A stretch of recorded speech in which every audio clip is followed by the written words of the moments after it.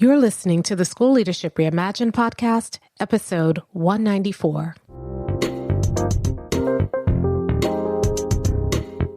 How do builders like us make a dramatic difference in the lives of our students in spite of all the obstacles we face? How do you keep your vision for your school from being held hostage by resistant teachers, uncooperative parents, ridiculous district policies, or a lack of time, money, or resources? If you're facing those challenges right now, here is where you'll find the answers, strategies, and actionable tips you need to overcome any obstacle you face. You don't have to wait to make a difference in the lives of the people you serve. You can turn your school into a success story right now with the people and resources you already have. Let's get started.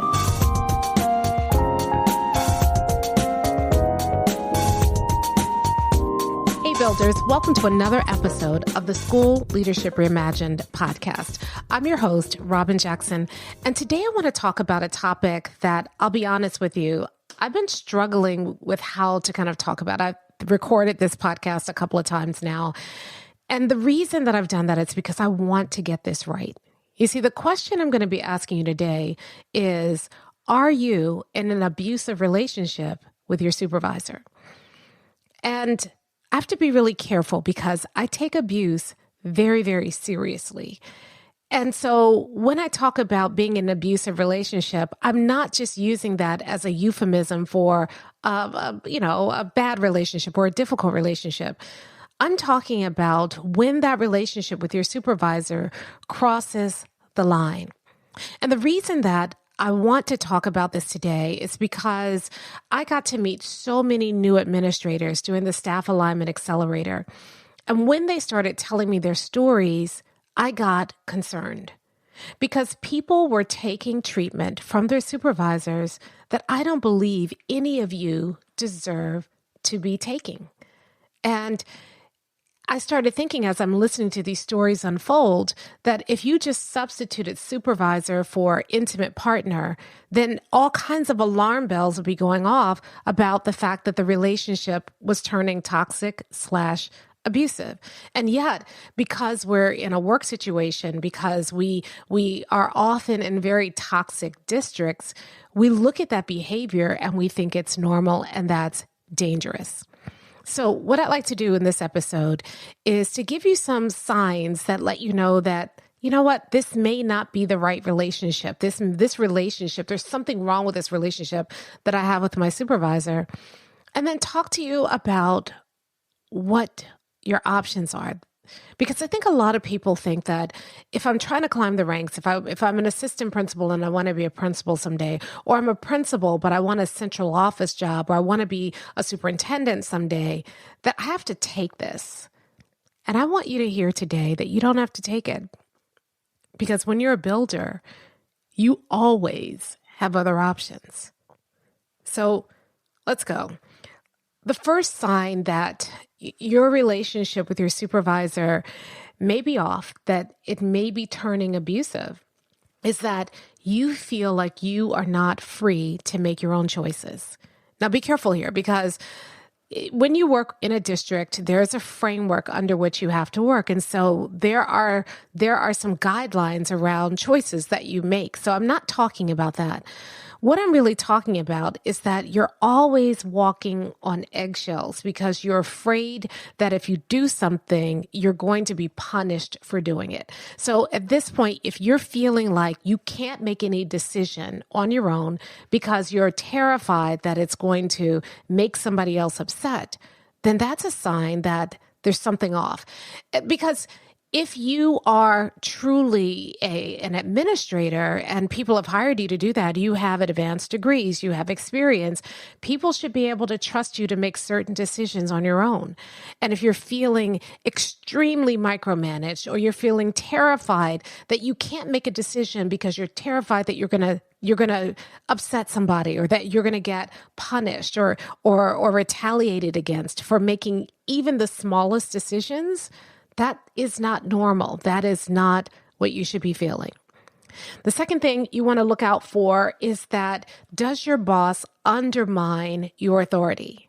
In other words, does your boss let your staff members call them and complain about you and then make decisions that overturn decisions you already made without talking to you first? Does your boss send the message that you are irrelevant, that they are the ones who are really important? Do they do things to make you irrelevant and undermine your authority so that no one listens to you? That is not normal. And that's a sign that the relationship is veering in the wrong direction. Number 3, you never know which version of your supervisor you're going to get, right? So your boss tends to be a bit of a chaos creator. One day they come in, they love you, they're friendly, they love bomb you, you're so great. The next day you can't do anything right. They create chaos wherever they go. And so as a result, you're destabilized. You never know what to do because you never know, the boss could say one thing one day and the next day they're like, I never said that. And so you just don't know what version of your boss you're going to get. That's the case. There's something off in the relationship. Number 4, as a result of all of this, you have lost confidence in your own perspective. Even when you see something right before your eyes and it feels obvious, you start questioning yourself about everything. A builder empowers people. A leader is even empowering, but a boss often is disempowering. They make you start to question yourself.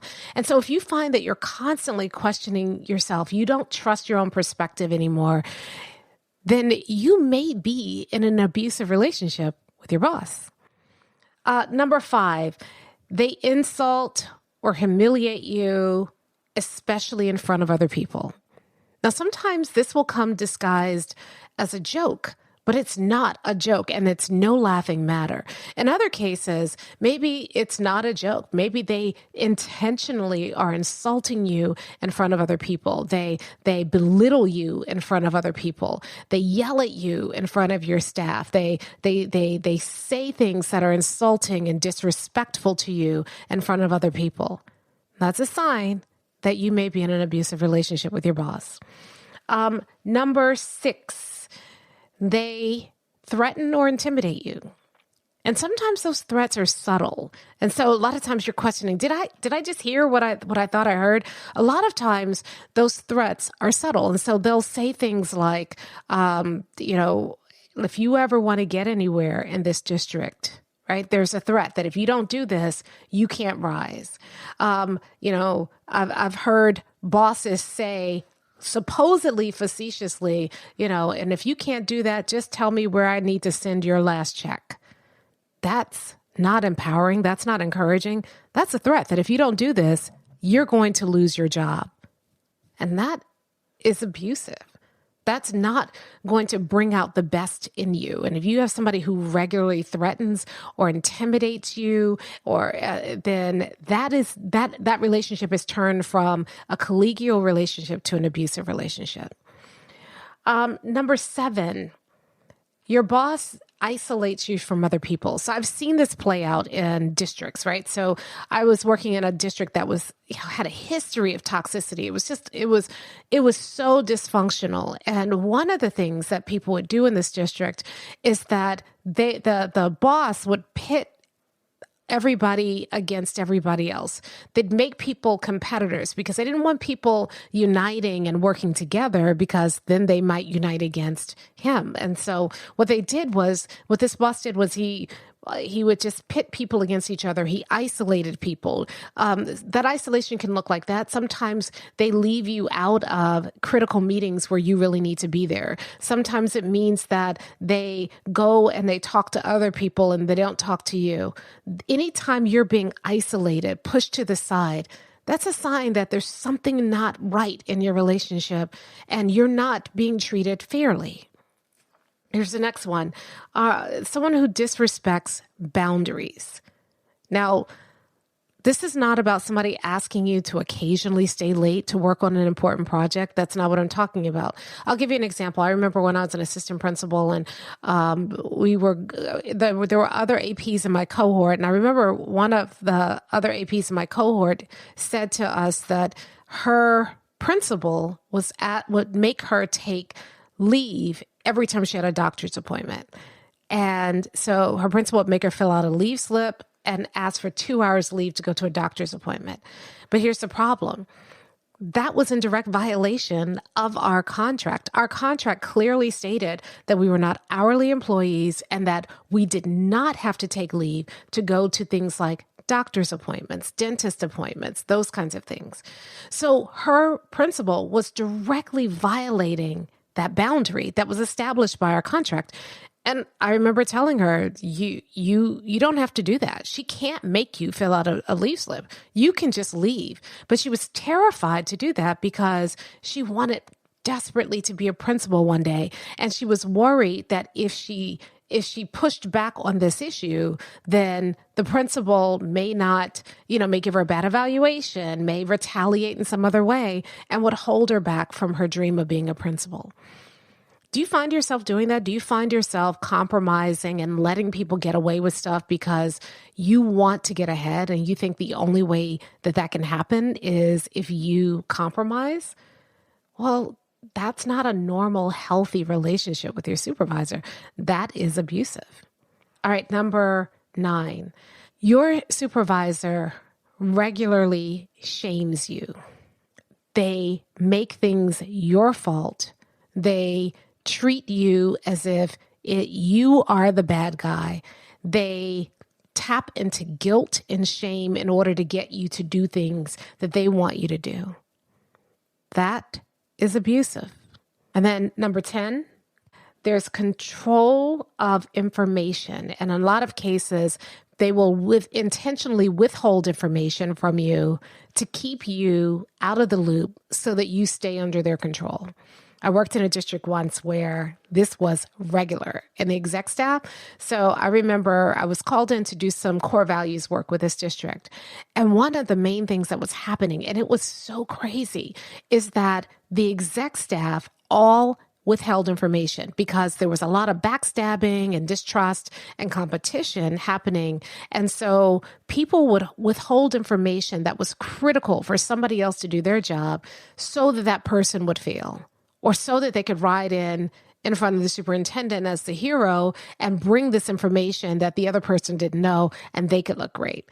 That's so dysfunctional. And if it's happening to you, I want you to know that that's not normal. And if you're seeing, yep, that's me, throughout this entire list, then it's likely that you are in an abusive relationship with your supervisor. So, what do you do about it? Now, this is the hard part here because so many people I talk to and I'm saying, you know what? You don't have to take that. You are worth more than that. You bring so much to the table that you don't have to take it. People are terrified because the politics and the cultures in their districts have been so dysfunctional for so long that they don't feel like they have another option. And that's what makes this so insidious.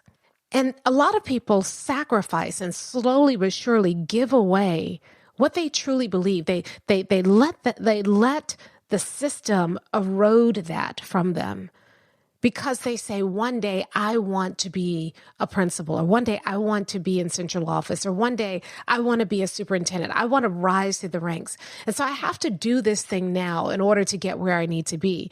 But my question for you is that if you consistently go against your conscience where you are now, who will you be when you get where you want? And will you even like yourself then?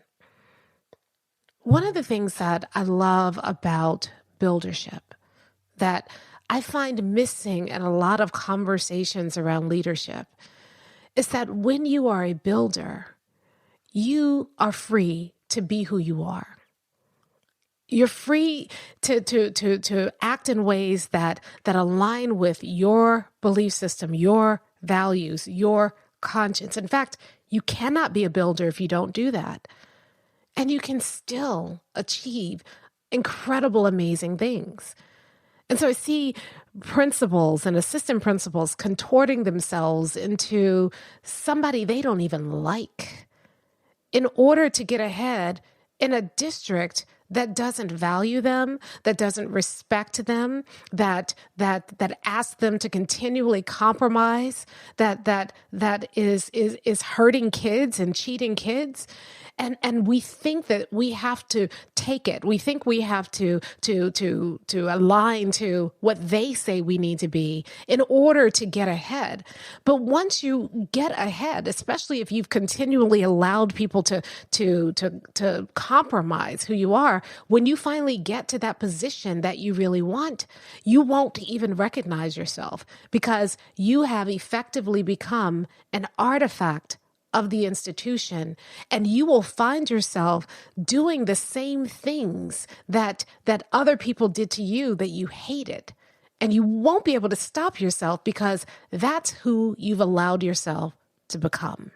Because if you are part of a culture that regularly abuses people, that abuse feels normal. And you feel like that's just a part of paying my dues. No one should have to pay those kind of dues in order to move into a position that helps them serve kids. And so if you feel like, well, this is just what I have to do to pay my dues, no, you don't. You don't have to do that. And you want to question why you'd even be willing to take that in order to pay your dues. Because here's what happens. If you start sacrificing pieces of yourself, pieces of your soul, in order to quote unquote pay your dues so that you can get to a position that you want or get a promotion that you want, then who do you become by the time you get there? Will you even still like yourself by the time you achieve what it is you're trying to achieve? Or will you have sold so many pieces of your soul in order to keep the peace and to rise through the ranks that you don't even recognize yourself by the time you get to the position you want to be in? And people will say to me, but I need this job. Do you know how many jobs there are out there? Do you know how many other places would love to have you, your skill set? You don't just stay where you are. Other people say, well, I just don't want to rock the boat. Why? The boat's leaky. The boat's sinking. Rock it. And you're doing it not only for yourself, but for everybody else who's suffering under the same abuse. Rock that boat. Well, I don't want to upset that person because then I won't be able to get to where I need to be. Again, you are sacrificing your conscience. You're sacrificing your beliefs and your values to get somewhere. Will you even like yourself once you get there? Because here's what I see happening. Over time, you continue to take this kind of abuse. You continue to compromise. You continue to let go of what you believe. You continue to allow yourself to be treated this way. And what happens is you subtly start becoming them. You suddenly start to become the very thing that you dislike, the very thing that is mistreating you. You start to let go of those parts of yourself that say, wait a minute, this is wrong. And the only thing that's left is the parts of yourself that say, well, I'll just take it. This is just the way things are. And then you start to do the very same things. And one of the sayings we have at Mind Steps always is that the fish rots from the head. And I see it over and over again in organizations all over the world. A lot of times, the level of abuse and mistreatment that happens in schools starts with the superintendent and the exec staff, and they start doing it. And the people start seeing those people and say, you know what, if you want to get ahead in this district, that's who you have to be. Sometimes you just have to be a boss. I've heard people say that. You never have to be a boss, or as we like to call them, a boss hole. You never have to be that. But sometimes people think, well, if that's what it means to get ahead in this district, then maybe I have to do it. And subtly, they begin to adopt those same attitudes, those same dispositions, those same behaviors. And the principals start treating teachers that way. And teachers push back at first, but eventually, because of the culture, the teachers then begin to pick up on those things and they start treating the kids that way. Unless somebody stands up and says, We're not going to do this. And maybe that somebody is you. You know, one of the most annoying things about me is that I see so much potential in other people, sometimes more than they see in themselves. And so when people tell me about their impossible situations, I get, first of all, indignant. That's abusive. You don't need to take that. And then secondly, I start talking about, well, there are all these options that you have available. And my husband tells me this all the time, that it is very annoying when people are struggling for them to hear you say, but you have so many options. But my problem is that if you don't recognize the options you have, you think that the ones that you're currently living with are the only ones that are available to you. And there's so much more available to you. There's so much more. You do not have to take it. You could do something else. And sometimes that means leaving, and sometimes it means staying and standing your ground, and sometimes it means a combination of it. But there are always options. You don't have to continually take mistreatment. You don't have to continually allow somebody to shame you. You don't have to continually wallow in self-doubt and think that this is what it means to pay your dues. It's not. And the longer you accept this kind of mistreatment, the longer you are withholding yourself from your full potential.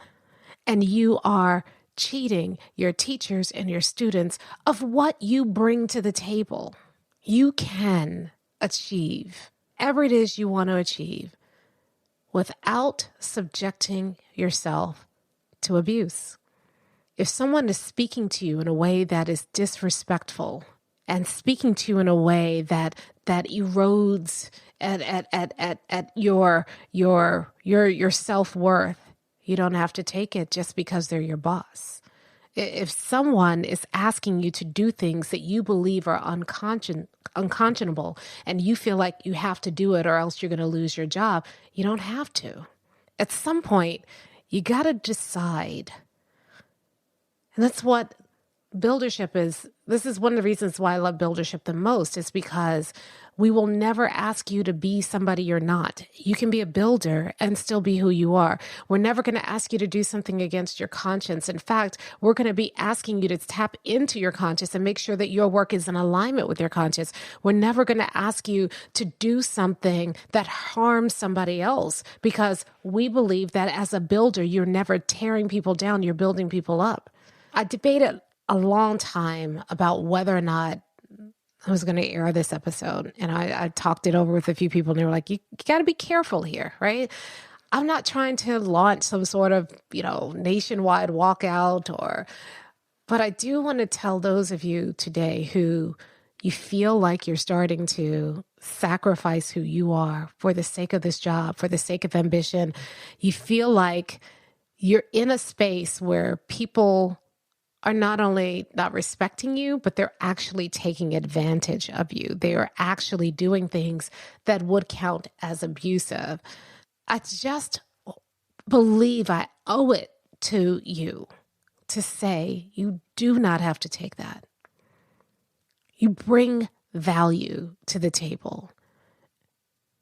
There is so much potential inside of you that is being stifled when you allow yourself to continually be in a situation that erodes at your conscience, that sucks you into toxicity. And what will happen is the longer you stay, the more normal it will feel, and the more you will begin to emulate the people who are mistreating you.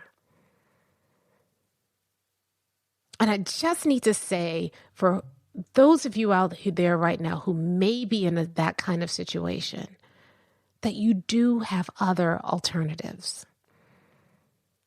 A lot of times when we get so caught up in the situation, we just don't feel like there's another way out. There's always another way. There's always another way. So That's it. That's today's podcast. And I, I, I have so much more to say about it, but I have to be careful because again, I don't want someone to hear this podcast and think, oh, my supervisor asked me to stay late the other day because we were working on something really important. I'm in an abusive relationship. No, that's the gig. That's the job. Sometimes you have to stay late. That doesn't mean you're in an abusive relationship with your school. What I'm talking about is if your school is asking you to compromise your morals, if your school is taking advantage of you, especially when you have a negotiated contract that says differently. If you are working for someone who regularly verbally abuses you, calls you names, yells and screams at you, if you are working for someone who asks you to constantly step outside of your role to do other things without properly compensating you for that, those are the kinds of things that I'm talking about. And I was just to say this. If you're in a role right now and it doesn't feel like it's a good fit for you, you don't have to stay.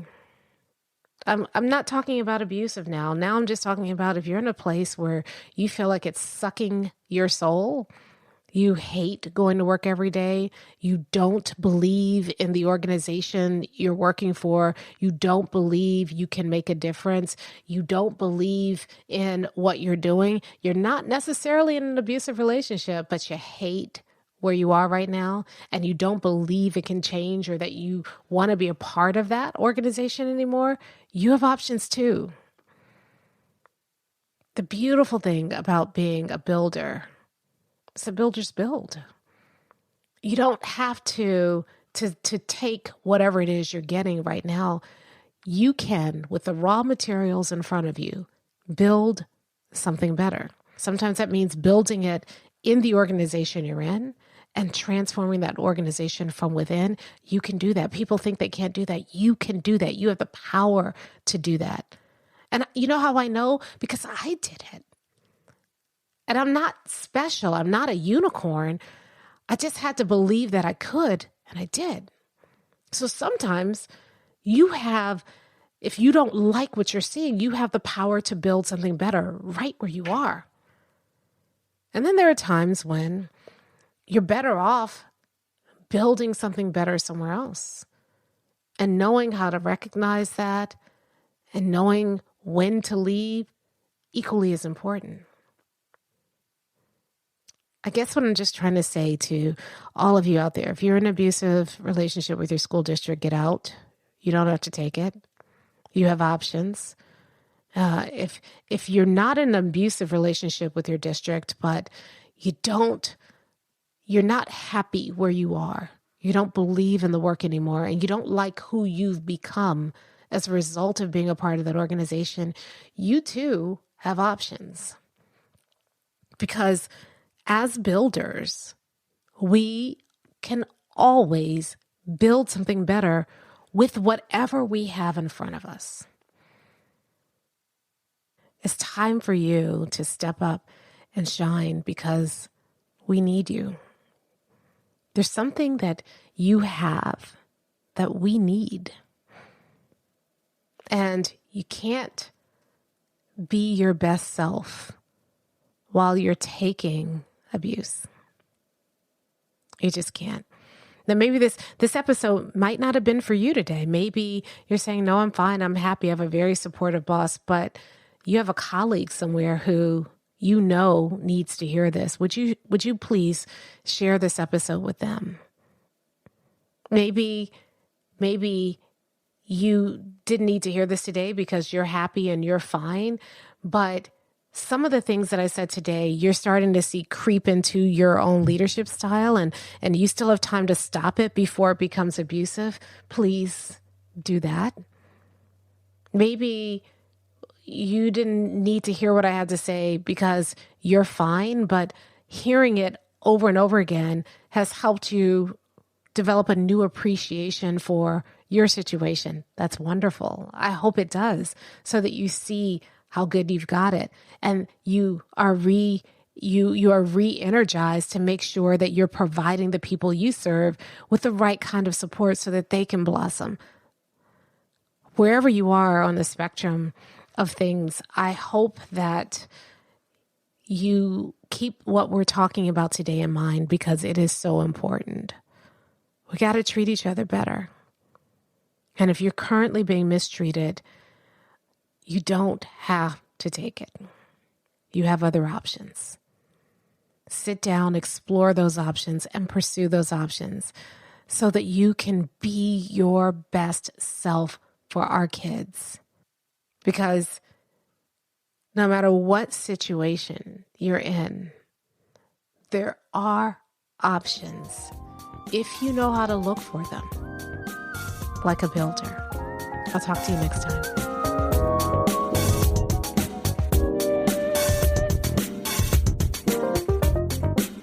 Hey, if you're ready to get started being a builder right away, then I want to invite you to join us at Buildership University. It's our exclusive online community for builders just like you, where you'll be able to get the exact training that you need to turn your school into a success story right now with the people and resources you already have.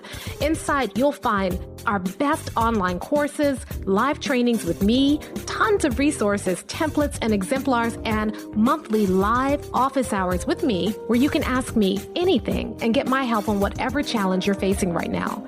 If you're tired of hitting obstacle after obstacle and you're sick of tiny little incremental gains each year, if you're ready to make a dramatic difference in your school right now, then you need to join Buildership University. Just go to buildershipuniversity.com and get started writing your school success story today.